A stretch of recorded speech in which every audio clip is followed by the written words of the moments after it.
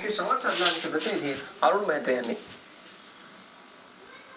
विद्यापीठांच्या परीक्षांचा निकाल हा 45 दिवसात लागणं अपेक्षित असतं, किंबहुना तसा नियम एका अर्थाने आहे. मात्र पुणे विद्यापीठाच्या बीकॉमचा निकाल अजूनपर्यंत लागलेला नाहीये. 90 दिवस होऊन गेले तरी निकाल लागला नाही आणि म्हणून या ठिकाणी पुणे विद्यापीठाच्या परीक्षेत्रात शिकणारे जे विद्यार्थी आहेत त्यांच्या समोर काही समस्या उभ्या राहिल्यात. आपण त्या विद्यार्थ्यांशी बोलूयात. काय नेमकी तुमची अडचण आहे? निकाल अजूनपर्यंत लागलेला नाही, त्याचा काय परिणाम होतोय?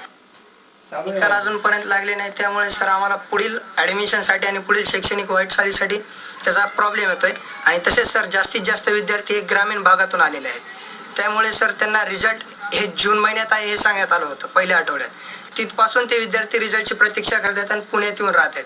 सर त्यांचा रूम भाडं, मेस भाडं हे त्यांना सगळं अकोर करावं लागते सर, महाविद्यालय सुरू नसताना. विद्यार्थ्यांना पुढचं शैक्षणिक शिक्षण घेण्यासाठी खूप त्रास होतो. प्रोसेस ही स्टार्टिंग पासून सुरुवात झाली की पुढची प्रोसेस ही लवकर करण्यात येते. विद्यापीठनेच तर आश्वासन देतात आणि फिक्स डेट देत नाही. आता सांगितलं 3-4 दिवस, पण नेमकं किती तारखेला सांगतात हे पण आता तुम्ही पाहतानाच. विद्यापीठाचे कुठले कुठले निकाल लागायचे राहिलेत अजून, म्हणजे काय?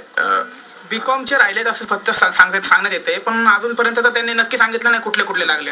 बीकॉम फर्स्ट सेकंड इयर आणि थर्ड इयरचे रिझल्ट लेट करतात दरवर्षी. प्रत्येक वर्षी हेच चालू आहे. एक्झाम झाल्यावर 30 दिवसाच्या आत निकाल लावणं अपेक्षित आहे. जर काही अडचण असेल विद्यापीठाला तर तो 45 दिवसात असा नियम आहे. पण यांनी फारच उशीर केलेला आहे आणि याचा परिणाम पुढच्या एक्झामवर होणं हे साहजिकच आहे. या विद्यार्थ्यांचे प्रॅक्टिकल जर परीक्षेपूर्वी म्हणजे वेळापत्रकानुसार झाले असते तर यांचे निकाल वेळेत लागले असते असे विद्यापीठाकडून सांगण्यात येत आहे.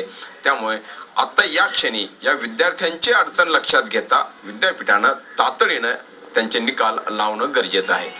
व्हिडिओ जर्नलिस्ट निलेश सागवेकरसह अरुण मेहत्रे, झी मीडिया, पुणे.